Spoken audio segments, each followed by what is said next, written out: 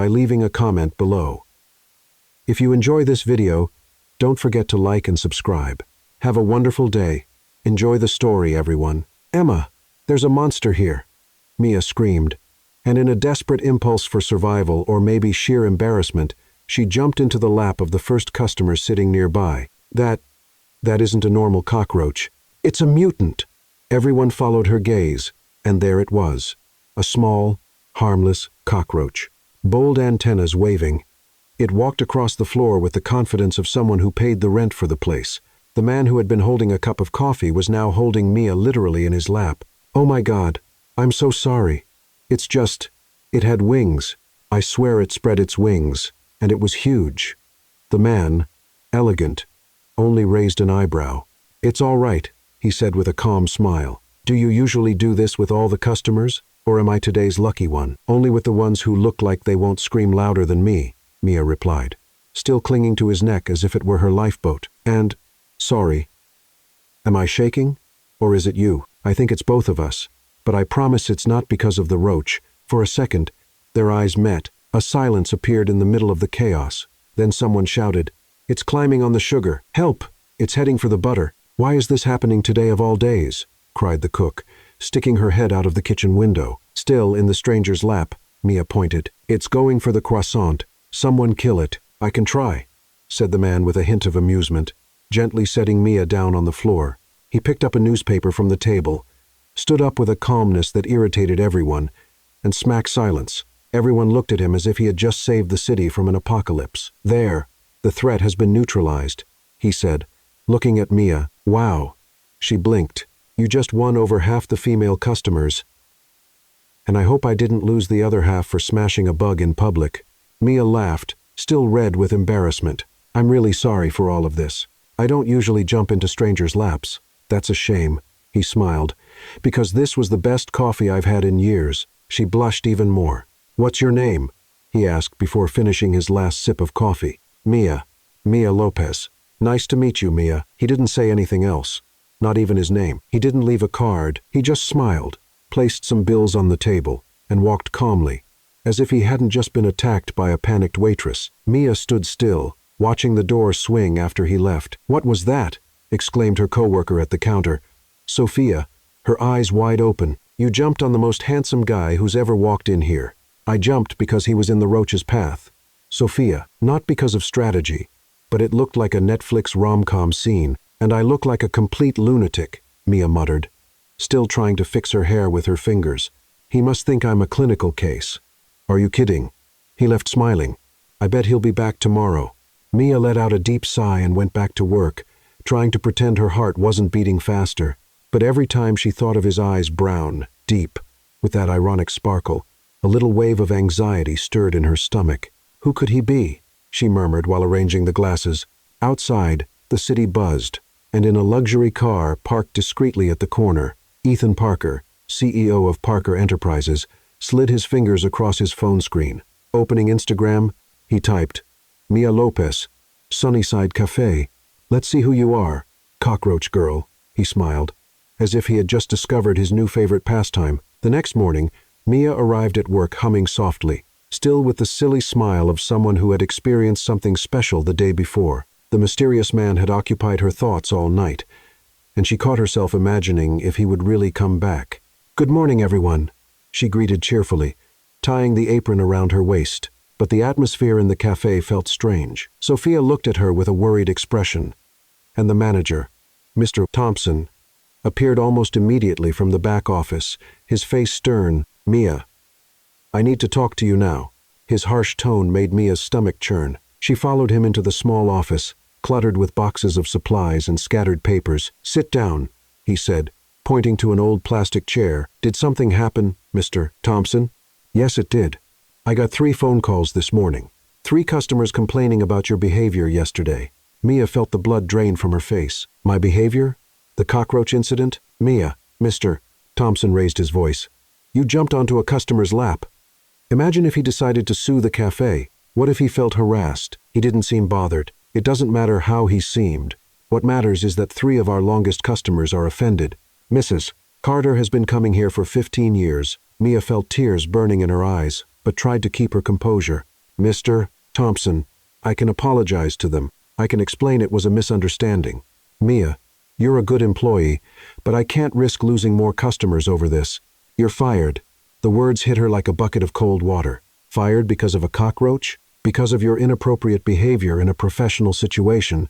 I'll pay you for today, but I need you to gather your things. Mia stayed silent for a few seconds, trying to process what was happening. The job at Sunnyside Cafe wasn't a dream job, but it paid her bills. Without it, she wouldn't be able to cover the rent on the small apartment she shared with Ava, her college roommate. Mr. Thompson, I need this job. I'll do anything to make up for it. I'll work for free this weekend, clean the entire cafe, anything. The decision has been made. Mia, I'm sorry. She stood up on shaky legs, trying to keep her dignity. All right, I'll get my things. Back at the counter, Sophia rushed to her. What did he say? By the look on your face, it wasn't good news. I was fired, Mia whispered, grabbing her things from the staff locker. Because of the cockroach? That's ridiculous. Because of the customers who complained about the embarrassing scene yesterday. Sophia shook her head, outraged. Mrs. Carter complains about everything, even the color of the sky. And Mr. Jenkins never leaves a tip. Anyway, this is unfair. Mia. Life goes on. Mia sighed, stuffing the last item into her bag. I need to get out of here before I start crying in front of everyone. She gave her friend a quick hug and left the cafe through the back door, feeling the eyes of the other employees on her. The rest of the day passed in a blur. Mia spent hours on her laptop, sending out resumes to every place she could find. But the feeling of despair only grew stronger. The little money she had saved might cover one more month of rent. Maybe 2 hours after Mia had left, a familiar figure walked into Sunnyside Cafe. Ethan looked around, searching for the dark-haired waitress who had made his previous day far more interesting. Excuse me, he called to the new waiter, a thin young man of about 20. Is Mia working today? Mia? Oh, you didn't hear? She was fired this morning. Ethan frowned. Fired? Why? Because of that cockroach mess yesterday. Some customers complained, and the boss thought it best to let her go. Ethan felt a pang of guilt. If he hadn't been there, none of it would have happened. Do you have her phone number? I'd like to check if she's all right. The young man hesitated. Look, I can't give out personal information about employees, ex-employees, but you're the guy who killed the cockroach, right? Mia mentioned you. Mentioned what? That you were kind to her, and that she felt embarrassed about the whole thing. Ethan pulled a $50 bill from his wallet. Her number would be very helpful. I just want to make sure she wasn't harmed by something that happened while I was there. The young man looked at the bill, then at Ethan, and quickly scribbled Mia's number on a napkin. Thank you, Ethan said, leaving the cafe with a new mission in mind. 2 days went by. Mia had turned job hunting into an obsession, sending resumes to restaurants, stores, offices, anywhere that was hiring. Ava tried to cheer her up, but Mia was clearly starting to panic. Maybe you should call your mom, Ava suggested, stirring instant noodles on the stove. To hear I told you so, you should have studied accounting? No, thank you. The phone rang. Mia looked at the unknown number with suspicion. Hello, Mia Lopez. A professional-sounding female voice answered. Yes, that's me. My name is Rachel Bennett, from the Human Resources Department at Parker Enterprises. We're offering an administrative assistant position, and your profile caught our attention. Mia blinked, confused. Parker Enterprises? I don't remember sending a resume to you. Sometimes we receive resumes through referrals from other departments. The position offers a starting salary of $4,500 a month, full health coverage, meal allowance, and performance bonuses. Mia almost dropped the phone. $4,500 was 3 times what she earned at the cafe. Is this real? Completely real. Would you be interested in an interview tomorrow at 2:00 the afternoon? Yes. I mean, of course, that would be great. Perfect. The address is 12200 Biscayne Boulevard, 30th floor. Ask for Rachel Bennett at the reception desk.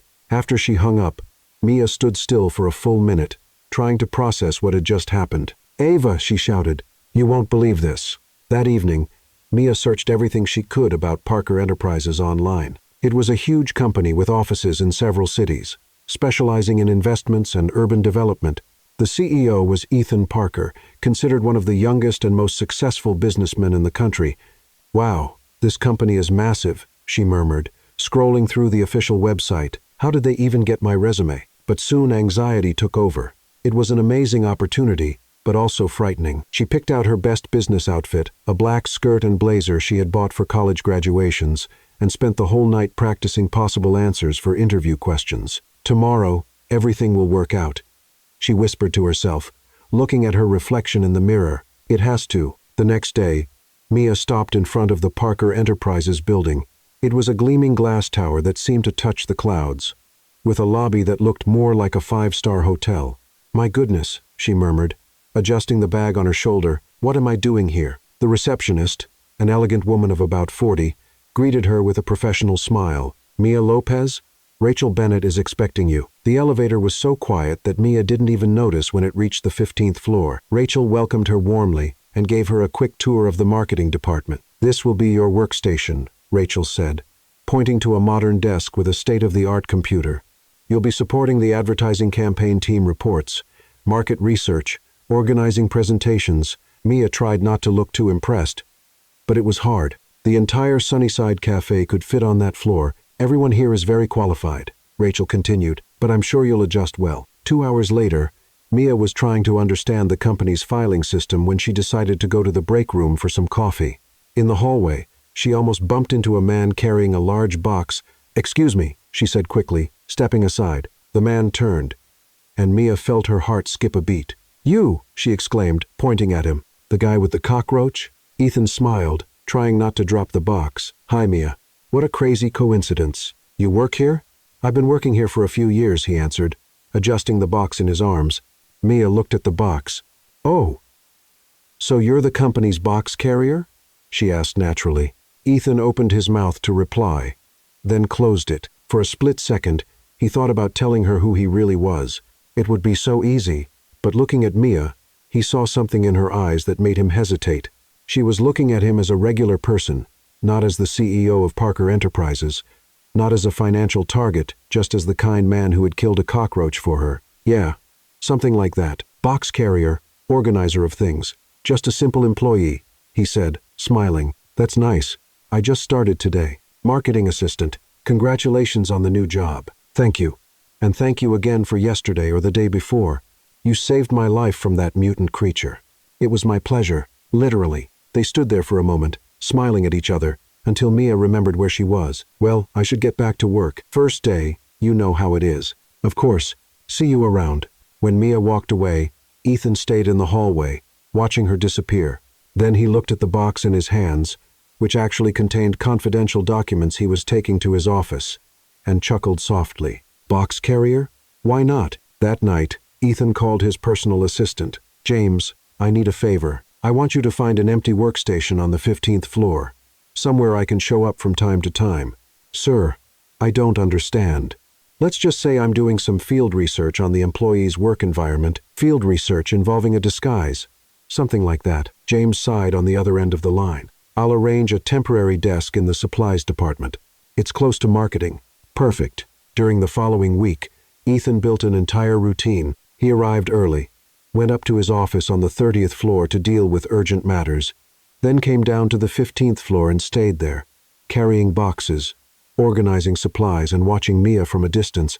She was amazing. In just 5 days, she had already optimized the team's filing system and suggested improvements for campaign organization. Everyone liked her. She was funny, smart, and worked with impressive dedication.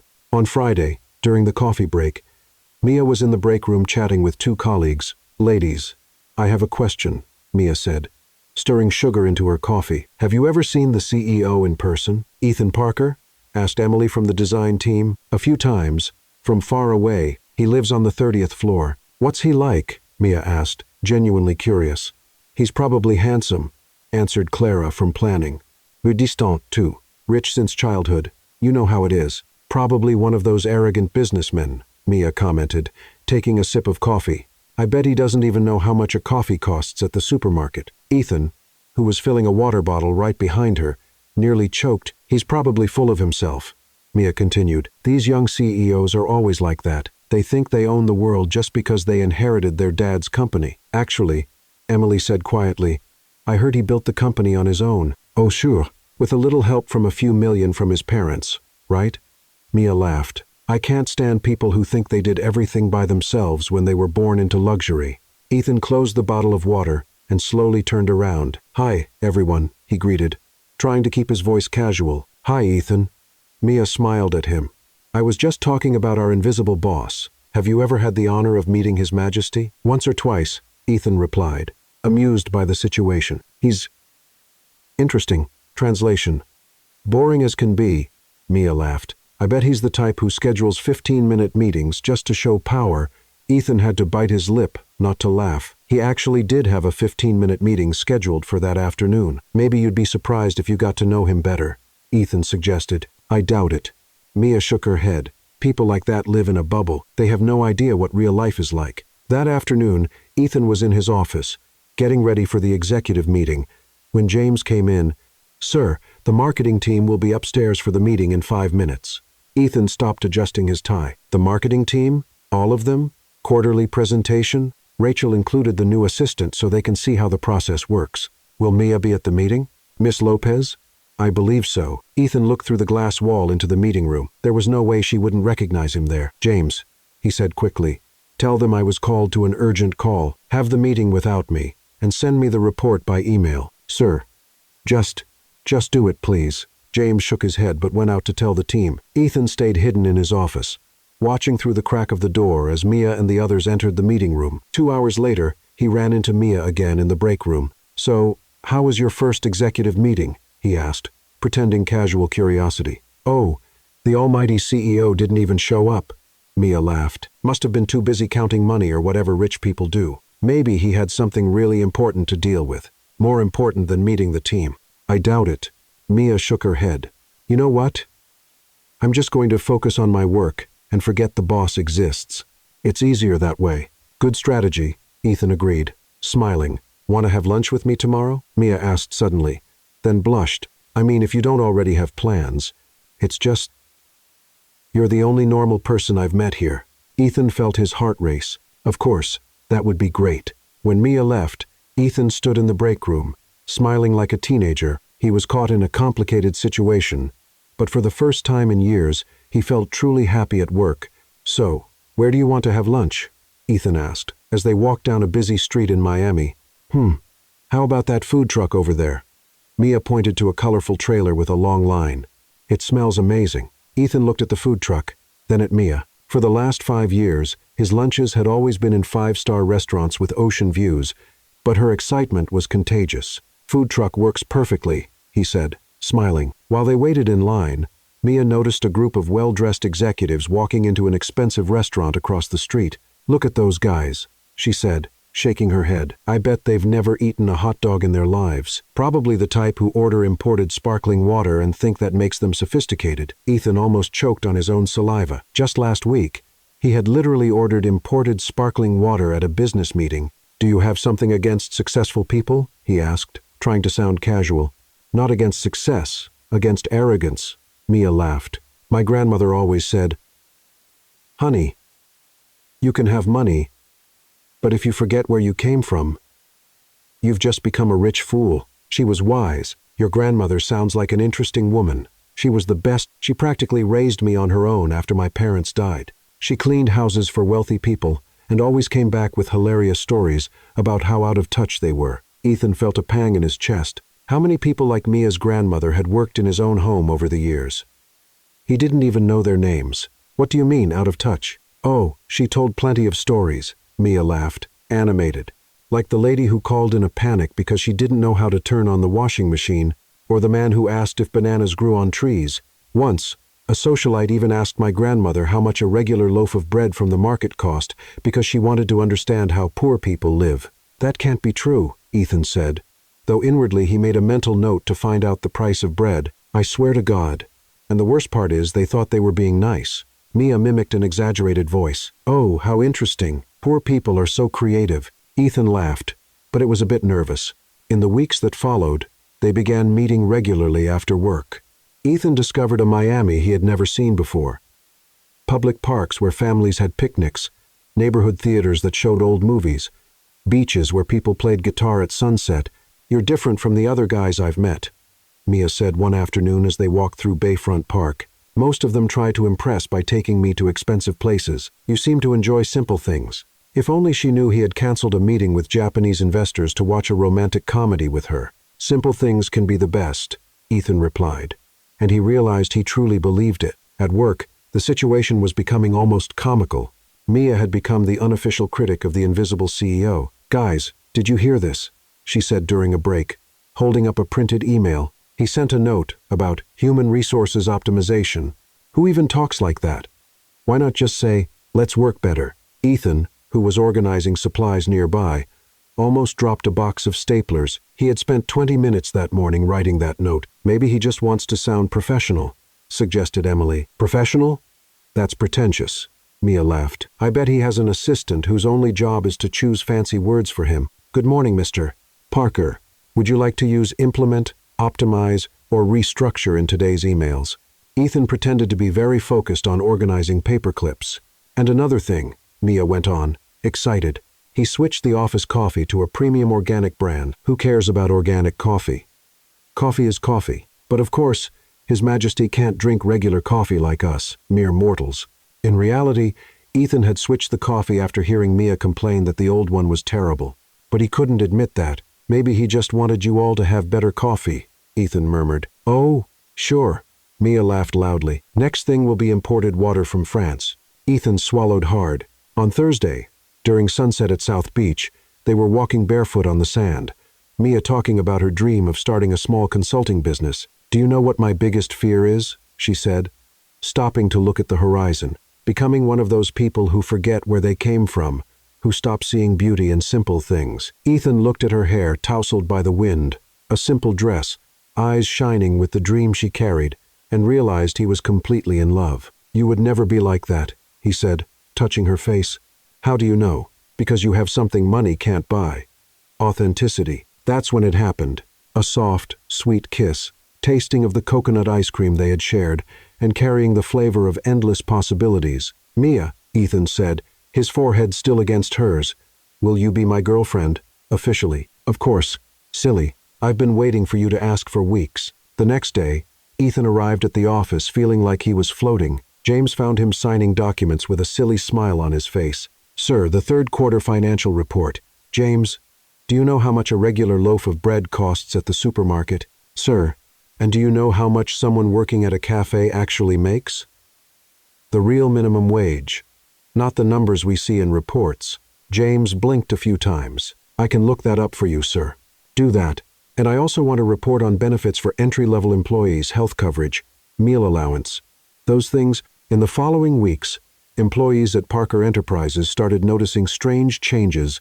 The CEO had approved an increase in the meal allowance, improved the health plan, and created a suggestion program where any employee could propose improvements for the company. Wow, what a strange change, Mia commented during lunch. Did our ghost CEO hit his head and turn into a nice guy? Maybe he's evolving, Ethan suggested. Or maybe he hired a human relations consultant because someone told him he was a terrible boss. Ironically, Mia was standing out more and more at work. Her ideas for campaigns were creative and effective, and she had proposed a restructuring of the customer service system that could save the company thousands of dollars. Rachel approached Ethan, who was in box carrier mode in the hallway. Ethan, you know Mia pretty well, right? A little. Why? She's amazing, efficient, creative, dedicated. I'm thinking about recommending her for a promotion.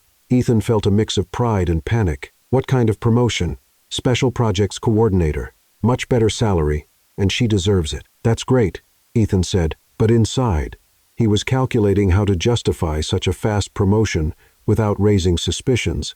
That night, over dinner at a small Mexican restaurant Mia loved, she was excitedly telling him about her day. Ethan, I think I might get a promotion. Rachel said, my project caught the attention of the directors. That's wonderful. You deserve it. It feels kind of surreal, you know. A month ago, I was serving coffee, and now I'm creating campaigns that could be on television. Ethan smiled, but part of him was panicking. How long could he keep up this act? And when he told her the truth, would Mia forgive him? Mia, he said hesitantly, what if you found out that someone close to you hadn't been completely honest about certain things? What kind of things? Hypothetically. Let's say about work or financial situation. Mia stopped eating. Are you hiding something from me, Ethan? Ethan looked into her eyes and almost told her everything. Almost. No, he lied. Just a philosophical curiosity. Well, Mia said, going back to her meal. Honesty is the foundation of any relationship. If someone lied about something important, I'd be hurt. But depending on the reason, maybe I could forgive it. And if it was a big lie, how big? Ethan swallowed hard. Really big? Mia looked at him seriously. Ethan, big lies usually destroy relationships. The person would need a very good reason and a very sincere apology. That night, Ethan stayed up late, watching Mia sleep beside him in her small apartment. He was living the most complicated double life in history. Billionaire by day, employee's boyfriend by night. And for the first time in his life, he didn't know which of the two identities was the real one. The next day, Ethan called Mia over and handed her a golden invitation, a charity gala. Mia's eyes widened as she held the invitation. Ethan, this looks like something out of a movie. The company always participates in these events, Ethan explained, trying to sound casual while inside he was as nervous as a teenager on a first date. I thought it would be nice if you came with me. But just look at this, Mia laughed, reading the invitation. Annual Miami Elite Charity Gala. Elite? Ethan? I don't even know how to hold a champagne glass properly. You're going to look beautiful. And champagne is just a drink with fancy bubbles, easy for you to say. Don't tell me you go to these events all the time. Ethan almost choked. No, not exactly all the time. In fact, he had organized half of those events. But that was a detail Mia didn't need to know yet. Later, at her apartment, Mia was nervous. I need to buy a dress. Mia jumped off the couch. Ava, she shouted to her roommate. Fashion emergency. While Mia was getting ready for the event, Ethan was at his apartment, on the phone with James, executing the craziest plan of his business career. James, did you get that right? Call everyone who's going to be at the gala, investors, partners, suppliers, everyone. And what exactly should I say, sir? That I'm running a social experiment. During the party, no one should recognize me as the CEO. I'm just Ethan, a regular employee. Sir, this is crazy. I know, but it's important. And if someone refuses to go along with it, tell them it's a matter of extreme personal importance to me. And James? Yes, sir. If anyone ruins this, I'll move all their meetings to Monday at 6. 0 inches the morning for the next 6 months. On Saturday night, Mia looked radiant in a dark blue dress she had found on clearance, which by chance made her look absolutely stunning. Ethan, used to seeing women covered in expensive jewelry at events like this, thought he had never seen anyone more beautiful. Are you sure I won't embarrass you? Mia asked, nervously adjusting her hair as they entered the hotel ballroom. Impossible, Ethan replied, offering her his arm. The ballroom was filled with elegant people, decorated with exotic flowers and golden lights. Mia looked around with shining eyes. Wow. This is surreal.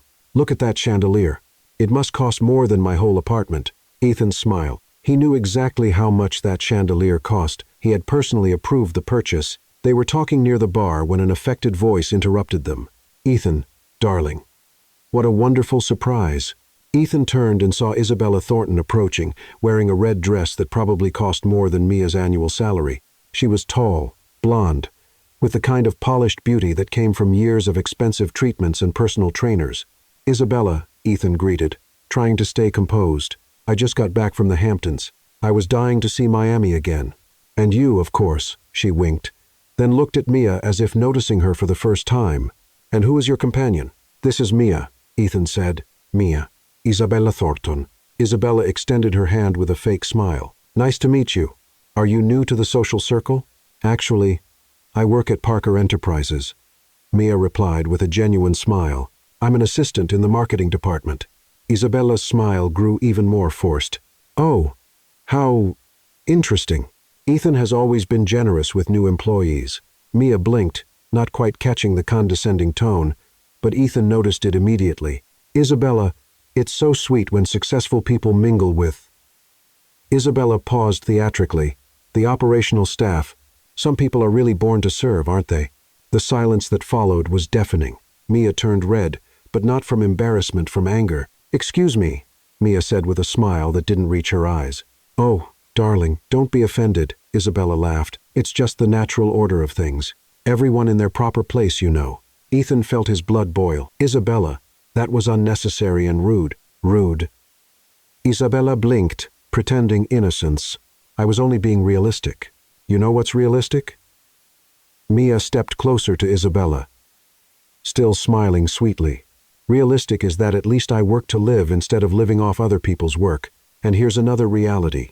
Your hair extensions are showing. Maybe you should change stylists. Isabella instinctively touched her hair, and Mia turned to Ethan. Ethan, how about we get a drink? The air here feels a little contaminated. They walked away, leaving Isabella speechless. Ethan was both impressed and completely smitten. Mia, you were incredible. People like that get on my nerves. Mia huffed. Who does she think she is? The Queen of England? Something like that, Ethan muttered. For the rest of the night, Isabella kept watching Ethan and Mia from a distance. Clearly bothered, she moved around to other guests, asking discreet questions about the employee who was with Ethan. On Monday, Mia was working when she saw Isabella walk into the office with Rachel. What is that viper doing here? She muttered to Emily. Isabella Thornton. She's from an important family. Sometimes she comes for high-level meetings. Mia watched Isabella greeting several people, clearly playing the part of someone important. When Isabella passed by her desk, she stopped. Mia, what a coincidence to find you. Working. That's what normal people do. Isabella. Work. Of course. And how's your friend Ethan? He's doing great, thank you. Good. You seem like a naive person. It's important to be careful with people's intentions, especially charming men. Mia frowned. What do you mean by that? Nothing specific. Isabella smiled her fake smile. Just a general comment about social compatibility. That afternoon, Mia looked for Ethan in the break room. Ethan, can I ask you a serious question? Of course. Have you told me everything about you? About your life, your family, those things? Ethan felt his stomach drop. Why do you ask? That snake, Isabella, told me some strange things about being careful with your intentions. Mia. Isabella is complicated. She doesn't like it when she's not the center of attention. My mother always told me something before she died. Mia leaned against the wall. She used to say, Mia, never let anyone make you feel small because of your money or social status. Your value is in here. She tapped her chest, not in the bank. Ethan felt a stab in his heart. Your mother was right. Then answer me honestly. Are you with me for the right reasons? Ethan looked into her eyes and saw so much trust, so much genuine love, that he almost confessed everything right then. Mia, He stopped, losing his courage. I'm with you, because you're the most authentic and amazing person I've ever met. Technically, it wasn't a lie, but it wasn't the whole truth either. Meanwhile, Isabella was at a private investigator's office, sliding a photo of Ethan and Mia across the desk. I want to know everything about these two, especially the nature of their relationship. Any specific suspicion? Let's just say I have a feeling not everything is what it seems. Isabella smiled wickedly. And when I find out what it is, it'll be interesting to see how little Mia reacts to the truth. The investigator picked up the photo. How soon do you need this? As soon as possible. I have a feeling I'm about to discover something very entertaining. Isabella left the office humming. Mia was organizing reports at her desk when Rachel rushed in, her urgent expression making Mia's stomach tighten. Mia, I need you to take these documents to the CEO right away. It's extremely urgent. To the CEO? Mia's eyes widened. But I don't even know where his office is. 30th floor.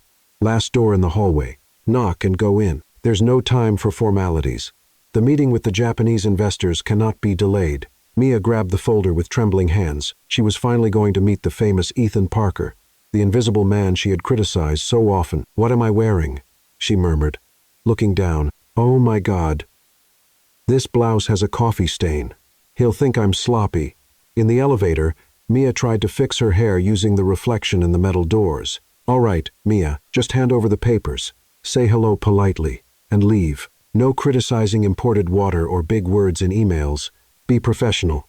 The 30th floor was impressive, all glass, marble, and furniture that looked more expensive than a car. Mia walked down the hallway, trying not to make noise with her shoes. Last door, she whispered, stopping in front of a large, dark wooden door. She knocked lightly, but heard no response. Rachel had told her to go straight in, so Mia turned the handle and pushed the door open. Excuse me, Mr. Parker. I brought the documents. The words died in her throat. There, sitting at the head of a massive conference table, surrounded by executives in expensive suits, was Ethan, her Ethan, the box carrier, The simple employee who ate hot dogs and watched movies in a neighborhood theater, except he wasn't carrying boxes. He was clearly leading the meeting with a confident, authoritative posture Mia had never seen before. Mia. Ethan stood up immediately, his face pale with panic. I... Mia looked around the room, noticing all the executives staring at her. On the wall behind Ethan, a golden plaque read, Ethan Parker, CEO. The folder slipped from her hands, papers scattering across the floor like confetti at a party. This can't be, Mia whispered, shaking her head. Mia. Wait. I can explain, but she was already backing away, stumbling over her own feet. You're? She pointed to the plaque on the wall, then to him, then back to the plaque again, as if her mind refused to process it. Gentlemen, Ethan said to the executives without taking his eyes off Mia, let's postpone this meeting. But, sir, the Japanese investors, postpone the meeting, Ethan shouted, and Mia had never heard that tone of voice from him before. She ran. Mia ran through the hallways as if escaping a fire, not caring about the curious looks from employees. She kept running stairs, elevator, lobby, anything to get out. Mia. She heard Ethan calling after her, but she didn't stop. She reached the parking lot, breathless, her makeup smeared with tears, desperately searching for car keys in her bag. Where are these damn keys? She muttered, rummaging through her purse. Mia, please. She turned around. Ethan was standing a few feet away, still in his suit, tie undone, hair messy from running. Don't come near me, she said, her voice trembling. Let me explain. Explain? Mia shouted, her voice echoing through the parking lot. Explain what? That you lied about everything. That you deceived me all this time. I never wanted to hurt you. Never wanted to hurt me. Mia laughed, but it was a bitter laugh without joy. You made a fool of me, Ethan. Or should I call you Mr. Parker now? I'm still Ethan to you. I'm still the same man who... The same man? Mia was hysterical now. The same man who pretended to carry boxes. Who listened to me criticize his own boss and pretended to agree. Who took me out for hot dogs when you probably dine at restaurants that cost more than my salary? Ethan tried to get closer, but Mia stepped back. You used me, she said, her voice breaking. What was I? A pastime? A social experiment? The poor waitress you thought would be fun to date for a while? It was never that, Ethan shouted. I fell in love with you. Fell in love with me, or with the idea of me. Mia wiped her tears. Because you never gave me the chance to know the real you, Ethan. If that person even exists, he does.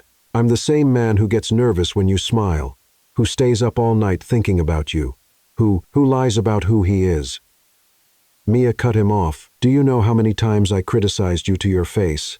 How many times I said the CEO of Parker Enterprises must be a spoiled brat? And you just stood there, laughing at me. I wasn't laughing at you. Yes, you were.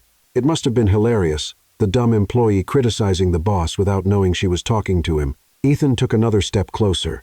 Mia, when I met you at the cafe, I was tired of people who only wanted me for my money. You looked at me like a normal human being.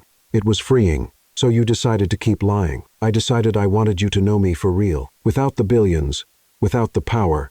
Just me. But you're not just you, Mia gestured desperately. You are the billions. You are the power. That's your life. And you hid it from me because you knew I would hate it. You wouldn't hate it. Yes, I would, Mia shouted. And you knew it. That's why you lied. A tense silence fell between them. Mia was shaking, partly from anger, partly from pain. Was any of what we had real? She asked in a small voice, or was it all an act? Ethan looked at her with such intensity that she almost believed him. It was all real. Every moment, every word, except the part where you told me who you really were. Mia shook her head. I can't trust you anymore, Ethan. I don't know what's true anymore. She finally found the keys in her bag. Mia, don't leave like this. There's nothing left to talk about. Yes, there is. We have a relationship. Mia stopped with her hand on the car door. No. You have a relationship with a version of me who believed your lies, that Mia doesn't exist anymore. She got into the car and drove out of the parking lot, leaving Ethan standing alone among the luxury cars, watching the only thing that really mattered to him disappear around the corner. The next day, Mia walked into Parker Enterprises for the last time. She had spent the entire night crying, and her eyes were red and swollen. Rachel found her at her desk, packing up her things. Mia, are you all right? I heard there was some problem yesterday. I'm handing in my resignation. Mia said, holding out an envelope. But why? You're our best assistant. Mia looked around the office, at the colleagues she had grown to like, at the desk where she had been happy. I just can't anymore. I'm sorry. She picked up the box with her belongings and left without looking back. On the 30th floor, Ethan was standing at the window of his office, watching the movement on the street below. James came in with reports, but he didn't even turn around. Sir, the meeting with the Japanese has been rescheduled for. James, have you ever truly been in love? Sir? Forget it, Ethan murmured. Cancel all meetings for today. The door opened, and Isabella walked in, wearing a smile of false concern. Ethan, dear, I heard there was a little incident yesterday.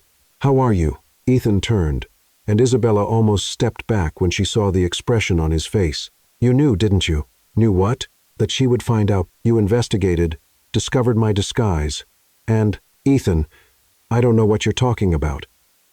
Isabella lied smoothly, but maybe it was for the best. Now you can focus on someone from your own social circle. Ethan looked at her with disgust. Get out of my office. Ethan, get out.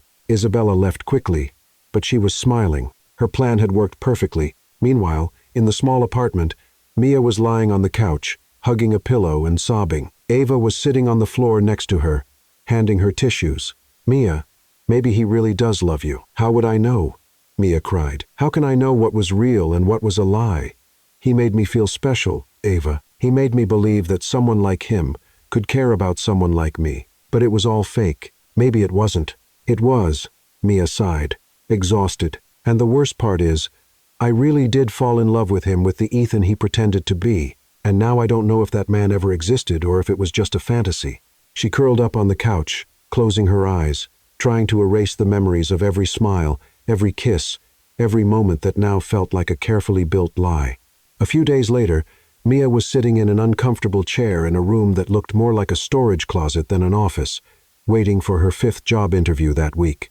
The place smelled like stale coffee and disinfectant, a combination that was becoming all too familiar. Mia Lopez, called a short woman in her 50s, glasses hanging from a gold chain. That's me. Mia jumped up so quickly she almost knocked the chair over. I'm Carla, owner of Sunshine Marketing. A small company, but with a big heart, the woman said, shaking Mia's hand with surprising strength. I saw your resume. Experience at Parker Enterprises. Impressive. Mia's chest tightened, just hearing the name. Yes, it was. An interesting experience. Why did you leave? Big company, good salary. Let's say I had philosophical differences with management, Mia answered diplomatically. Ah, I get it. Bad boss. Something like that, Mia murmured. Well, here you'll make $2,000 a month. No full health plan, no meal allowance. Carla smiled, but no bad boss either. Just me, and I'm only half crazy. Mia laughed for the first time in days. I'll take it. Great. You start Monday. And Mia? Carla winked. Here.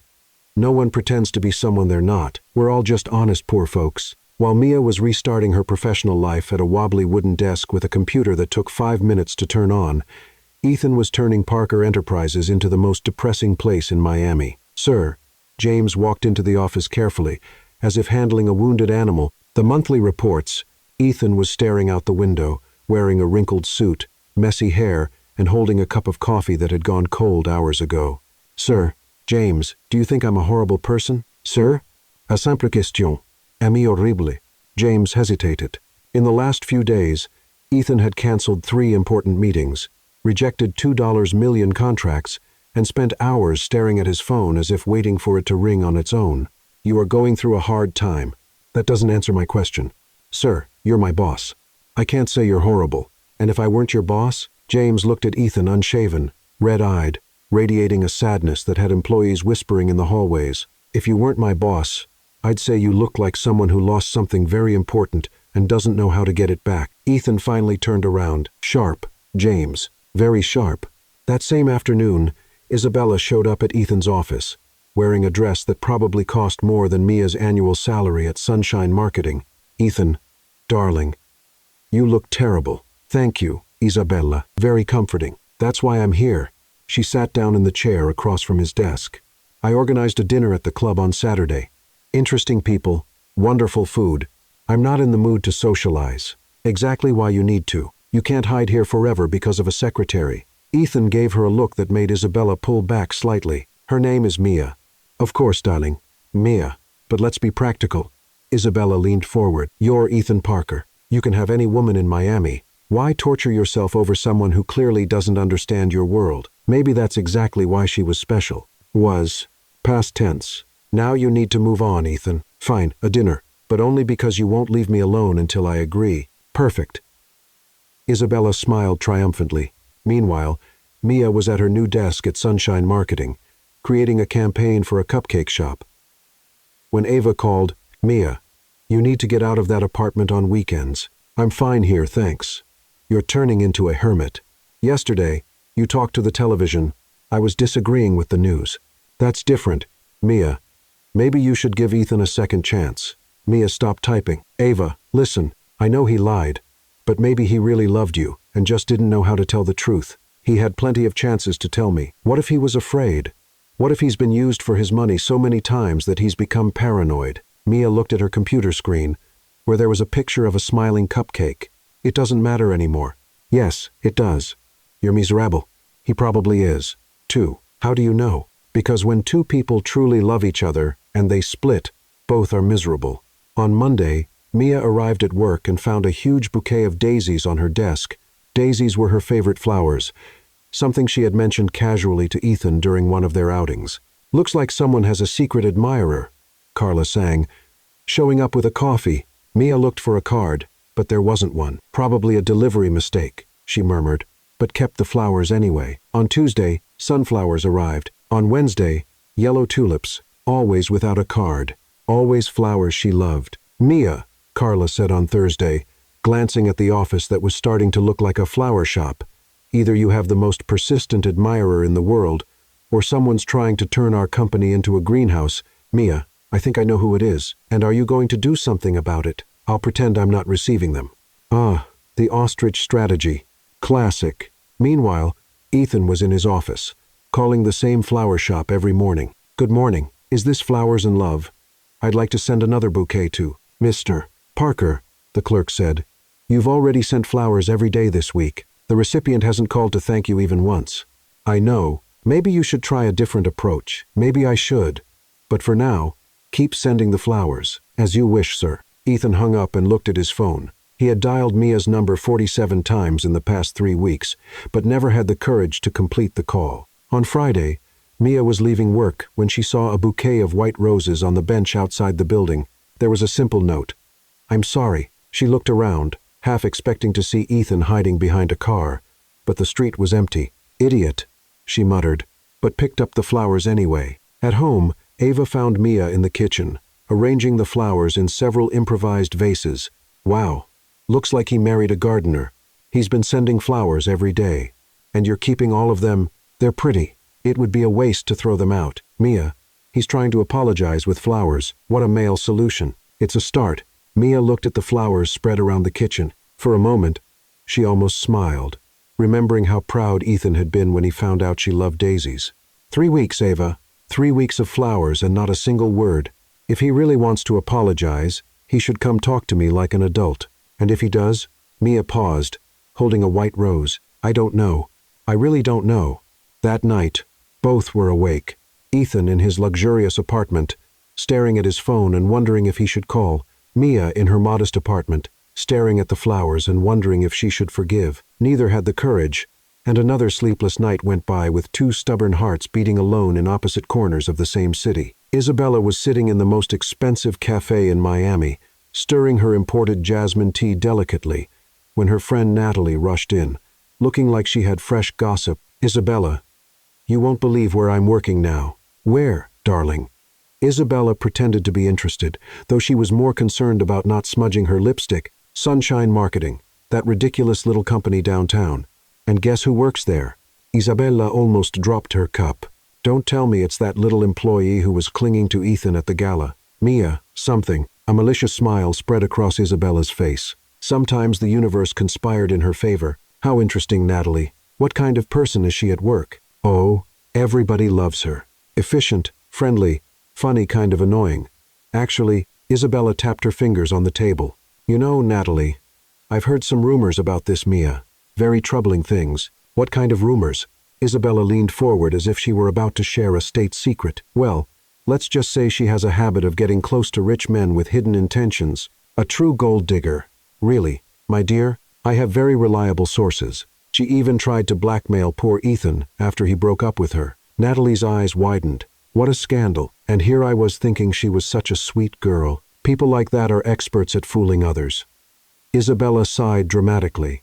I feel so sorry for Ethan. He's so generous, so trusting. It makes him vulnerable to schemers like this Mia. On Monday, Mia arrived at work humming softly, carrying a coffee and a blueberry muffin she had bought at the corner bakery. The weekend had been calm, and she was starting to feel like maybe she could move on. Good morning, everyone, she greeted cheerfully, but something was off. Conversation stopped when she walked in, and her co-workers avoided eye contact. Good morning, Mia, Diego from design replied. But without his usual smile. Is everything all right? Mia asked. You all seem kind of strange. We're fine, said Elena from accounting. But she was clearly uncomfortable. Mia shrugged and went to her desk. Maybe it was just too much Monday for everyone. But during the day, things got stranger. Natalie, who was usually friendly, walked past Mia as if she were invisible. Other colleagues whispered when she passed by. What kind of paranoia is this? Mia muttered, trying to focus on her work. On Wednesday, Carla called Mia into her office for a talk. Mia, sit down. I need to tell you something serious. The grave tone made Mia's stomach sink. Did something happen, Carla? Unfortunately, yes. 3 of our biggest clients canceled their contracts this week. What? Why? Carla looked uncomfortably. They mentioned rumors about one of our employees having a questionable history with personal relationships. Mia's jaw dropped. Questionable history? What story is this? Mia, I don't believe it. But they're worried about the company's reputation. They mentioned blackmail. Inappropriate behavior. Blackmail? Mia jumped out of her chair so fast it almost tipped over. Carla, I have never blackmailed anyone in my life. I barely even know how blackmail works. I know, dear, but the clients are worried. And without them, you're firing me, Mia said, her voice sounding more like a statement than a question. I don't have a choice. The company can't survive without those contracts. Mia felt her legs weaken. Carla, I swear on my grandmother's memory, I never did any of this. Someone is lying about me. I believe you, Mia, but that doesn't change the situation. 2 hours later, Mia was once again carrying a box with her belongings, walking through the streets of Miami in complete shock. Blackmail, she said to herself. I'm the one who once gave back the wrong change at the cafe. How could anyone think I'm a blackmailer? In the following days, Mia discovered the rumors had spread like wildfire. Every job interview ended with suspicious looks and, we'll be in touch. Nobody wants to hire me, Mia said, slumped on the couch with a tub of ice cream. It's like I have a sign on my forehead that says, professional con artist. That's way too specific to be a coincidence, Ava said, frowning. Someone is doing this on purpose. But who? I'm the most harmless person in the world. At most, someone could accuse me of singing too loudly in the shower. While Mia tried to figure out what was happening to her life, Ethan was in his office, listening to the strangest report he had ever received. Sir, James said, clearly uncomfortable, there are some rumors going around about Miss Mia. What kind of rumors? Well, about her being a gold digger and about an attempt at blackmail. Ethan was silent for a long moment. James, have you ever seen Mia in person? A few times, sir. Does she strike you as the type of person who would blackmail someone? James thought of the friendly young woman who greeted everyone in the hallways and always thanked him when he held the elevator. Honestly, no, sir. She barely manages to ask for a discount at the cafeteria. Exactly. Something's wrong here. Ethan picked up the phone and called the best private investigator in Miami. Michael, I need you to investigate the origin of some rumors, and I want fast results. 3 days later, Michael was back in Ethan's office with a report that made the CEO see red. Mr. Parker, all the rumors trace back to a single source. Isabella Thornton orchestrated a systematic smear campaign against Mia Lopez. Prove it.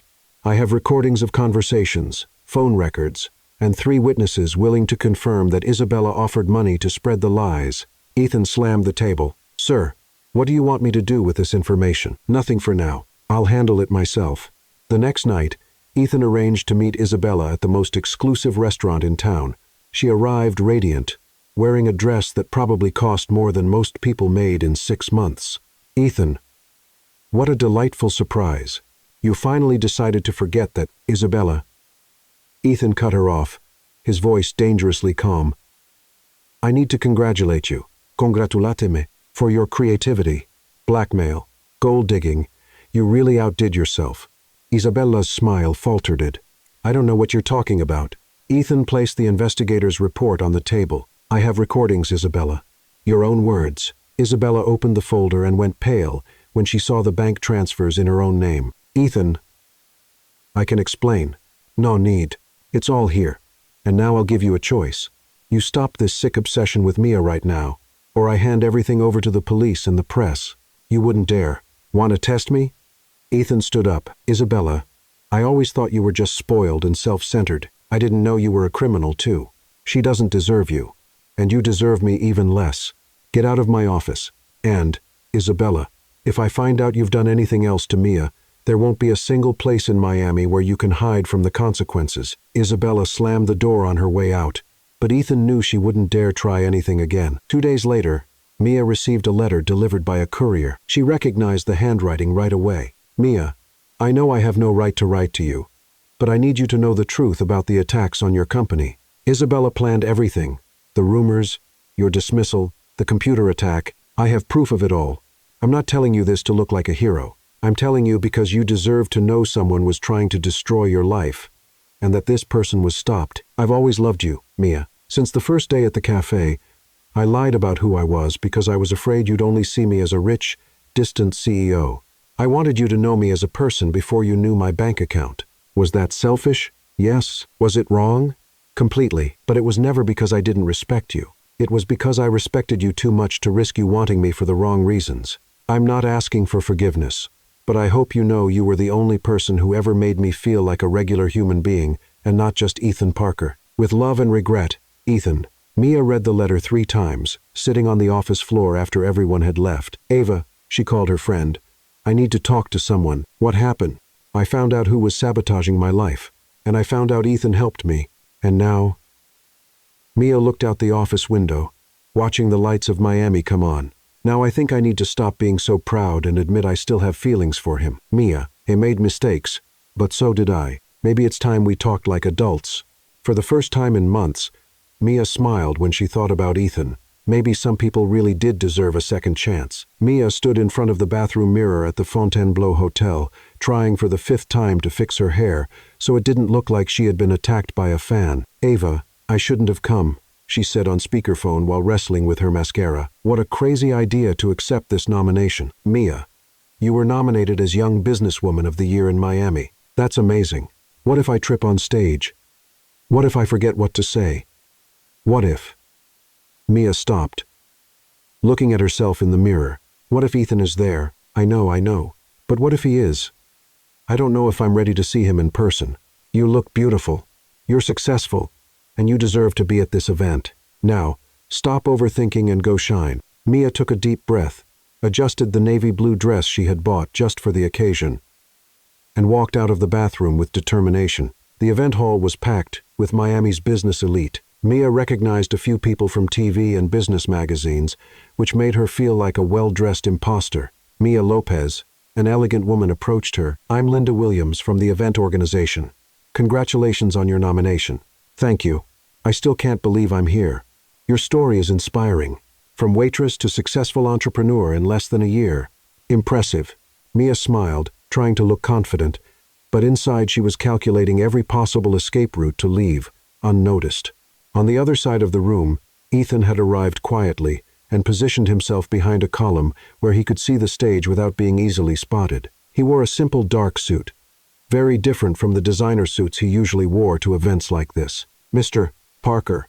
James appeared beside him. I didn't know you were coming to the event. Last-minute decision, Ethan murmured without taking his eyes off Mia, who was chatting cheerfully with other guests. How is she? Radiant, sir, and clearly nervous. I still know her well. Ethan smiled sadly. The ceremony began with the hosts making jokes that only half the audience understood. Mia was sitting in the 3rd row, nervously fiddling with her bracelet and whispering what sounded like calming mantras to herself. And now, the host announced, the category everyone has been waiting for, Young Businesswoman of the Year. Mia felt her stomach do a triple flip. The nominees are Sarah Chen from the tech startup Foodie app, Maria Santos from the women's gym chain Power Woman, and Mia Lopez from Mia Marketing Solutions. Polite applause filled the room. Mia waved timidly, trying not to throw up from nerves. And the winner is... The host opened the envelope with theatrical slowness that tested everyone's patience. Mia Lopez. For a second, Mia couldn't process it. Then she heard her name echo through the hall and felt Linda nudging her arm. Go on, dear. You won. Mia staggered to her feet, still in shock, and walked to the stage as if she were dreaming. She took the trophy, a crystal piece, heavier than she expected, and stood at the microphone. Wow, she began, and the audience laughed. Sorry, I didn't prepare a speech because I didn't think I would win. More laughter. A year ago, I was serving coffee and being attacked by mutant cockroaches, Mia said, and the audience burst into laughter. Today, I'm here holding this beautiful trophy that probably costs more than my first car. Ethan smiled, remembering the cockroach incident. I want to thank everyone who believed in me, especially when I didn't believe in myself. To my team, who works with me like we're one crazy family. To my clients, who trust a girl who, until last month, didn't even know how to issue an invoice properly. The audience was charmed by her honesty. But most of all, Mia paused, looking at the crowd. I want to talk about something I've learned this past year about betrayal, forgiveness, and second chances. Ethan leaned closer to the column, paying full attention. I found out that sometimes people hurt us not because they're bad, but because they're afraid. Afraid of being rejected. Afraid of not being loved for who they really are. And I learned that forgiving is not forgetting what happened. Forgiving is choosing to love despite what happened. A respectful silence filled the room. So, if anyone here has ever made mistakes, Mia looked directly toward where Ethan was, as if she could sense him. Know that it's never too late to sincerely apologize, and for those who were hurt, know that holding on to resentment only hurts the one holding it. Ethan felt his eyes fill with tears. Thank you, Miami. You're amazing. Mia lifted the trophy and left the stage to enthusiastic applause. Backstage, Mia leaned against the wall, trying to process what had just happened, when she heard a familiar voice, beautiful speech. She turned, and there was Ethan, hands in his pockets, a nervous smile on his face. Ethan? She whispered. Hi, Mia. They looked at each other for what felt like hours. Did you hear the speech? Mia asked. Every word. And I got the message. What message? That maybe you're willing to give me a second chance. Mia sighed. Ethan, we need to talk. Really talk. No lies. No disguises. You're right, Mia. He stopped, carefully choosing his words. I ruined everything. I lied because I was afraid you'd want me for my money. But in the process, I ended up not giving you the chance to truly know me, and I was too proud to try to understand your reasons, Mia admitted. I should have talked to you instead of running away. You had every right to be hurt, and you had every right to be afraid. I've seen the kind of people who approach you out of interest. Ethan stepped closer. Mia, I miss you every day. I miss our conversations, your funny remarks about my pretentious emails, the way you made me feel like a normal person. I miss you too, Mia confessed. The Ethan who carried boxes and ate hot dogs with me, he still exists. In fact, he only exists when I'm with you. Mia looked down at the trophy in her hands. If we're going to try again, it has to be different. Total honesty. I promise. And slow. No more surprises like finding out my boyfriend owns the company I work for. Ethan laughed. Fair enough. Can I start by taking you to dinner? Somewhere simple, where I can just be Ethan. You can, Mia smiled, but only if you promise me one thing. Anything. If you lie about anything, no matter how small, I'll throw this trophy at your head. I accept the terms. At that moment, a photographer appeared out of nowhere. Mia, can you pose with the award for? He stopped when he saw Ethan. Mr. Parker. What a surprise. The flash went off before either of them could react. Great, Mia muttered. Tomorrow we'll be in every newspaper. With the headline, Billionaire CEO and Young Entrepreneur, Miami's New Couple, Ethan suggested, Does that bother you? After months of hiding my feelings, Ethan took her hand. I'm ready to admit publicly that I'm in love with the most amazing woman in Miami. Mia blushed. In that case, Mr. Parker, I accept the dinner invitation. And for the first time in months, they both smiled for real. 6 months after the entrepreneurs' event, Mia was sitting at their favorite Italian restaurant, the same small place where they had their first date. Ethan was strangely nervous, fiddling with the napkin and dropping a fork on the floor. Ethan, are you okay? Mia asked, laughing. You look like you swallowed a live bird. "I'm fine," he answered way too loudly, making other customers turn to look perfectly normal. "Why wouldn't I be?" Mia narrowed her eyes. "Because you just put salt in your wine and sugar on your salad." Ethan looked at his plate and realized the culinary disaster he had created. "Mia," he suddenly stood up, almost knocking over the chair. "I need to tell you something." "Oh my God, you're breaking up with me." Mia's eyes widened. "I knew it. I'm tired of pretending I like opera." "No." Ethan laughed nervously. "It's the opposite." He got down on one knee right there in the middle of the restaurant, pulling a small box from his pocket. The whole restaurant stopped to watch. "Mia Lopez," Ethan said, his voice trembling, "you changed my life. You taught me that being rich means nothing if you don't have someone real to share it with. I want to build a real life with you. A true life with arguments about who forgot to buy milk and fights over which movie to watch on Sunday." Mia was speechless. "Will you marry me?" He opened the box, revealing a delicate, simple ring. "Nothing flashy." "Ethan Parker," Mia said, tears in her eyes. "You're asking me to marry you in the middle of a cheap Italian restaurant with an orchestra of forks clattering on plates as the soundtrack. I am. It's the most perfect thing you could have done." She smiled. "Yes." The restaurant exploded in applause. The owner appeared with a bottle of house champagne, which was clearly just bought from the corner store, and even the cook came out to congratulate the couple. "But, Ethan," Mia said once the excitement had calmed down, "no giant wedding with 500 guests. I don't even know." "Okay, what do you want?" "Your backyard, family, close friends, and a party that feels like a crazy family gathering." "Perfect," Ethan smiled. "Exactly what I wanted." 3 months later, Ethan's mansion garden was decorated with simple lights and wildflowers. Mia had insisted on doing part of the decoration herself, which resulted in flower arrangements that looked like they were made by an excited child, but had a unique charm. "Mia, are you sure about this dress?" Ava asked, helping her get ready. "There's still time to change into something more princess-like." "Ava, this dress is perfect." Mia looked at herself in the mirror. It was simple, elegant, and made her look beautiful without seeming like a costume. "I don't want to look like a wedding cake doll." In the garden, Ethan was visibly nervous, fixing his tie for the 10th time. "Mr. Parker," James said, "you need to relax. You look like you're about to faint. What if she changes her mind?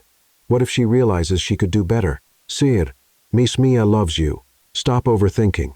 The music started, and Mia appeared, accompanied by Ava since she had no father to walk her down the aisle. Ethan saw her, and all his worries disappeared.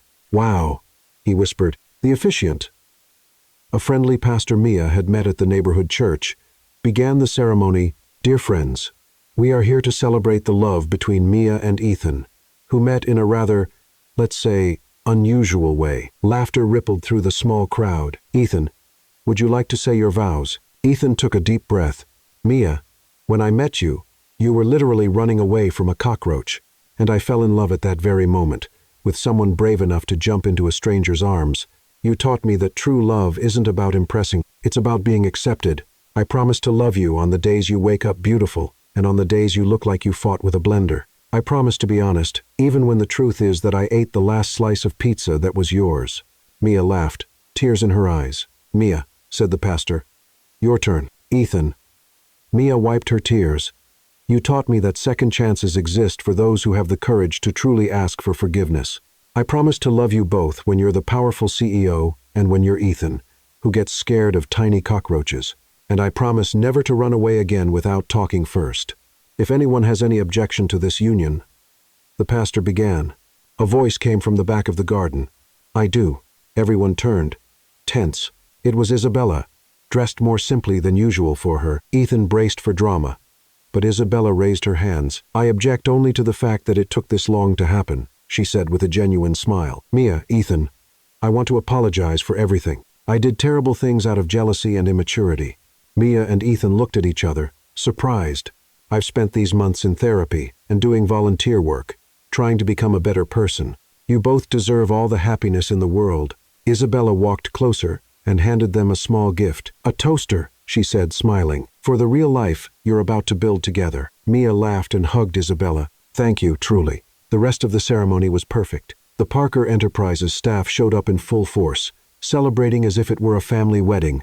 A year later, Mia was at the Mia Marketing Solutions office, now officially partnered with Parker Enterprises, creating a small business incubator. when she felt a familiar pain. "Ethan!" she shouted. He came running from the next room. "What is it? Acid attack? Earthquake? Alien invasion? Contraction," Mia said calmly. Ethan turned pale. "Contraction? Now. But the baby isn't due until next week." "Apparently, the baby didn't get the memo," Mia laughed, grabbing her hospital bag. On the way to the hospital, Ethan drove like he was running from the police, calling everyone he knew. "James, cancel everything. The baby's coming." "No. I don't know if it's a boy or a girl yet." "Call the doctor." "No. Call all the doctors." "Ethan, breathe," said Mia, calmer than her husband. "Women have been having babies for thousands of years, but none of them were my wife." 12 hours later, Mia was holding a perfect baby girl in her arms, while Ethan cried more than the child. "She's perfect," Mia whispered. "Just like her mother," Ethan said, kissing his wife's forehead. 2 years later, little Lily was playing in the garden when she started yelling, "Mommy, there's a bug." Mia ran outside and saw a little cockroach walking in the grass. Lily was pointing at it, but without fear. "It's not dangerous, sweetheart," said Mia, laughing. "Actually, it was a cockroach like this that brought Mommy and Daddy together." Ethan came out, picked Lily up, and looked at the cockroach.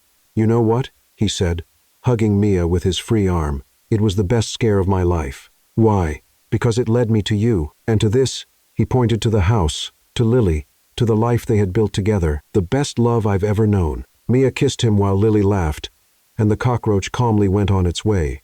Sometimes, the best happy endings start in the most unexpected places.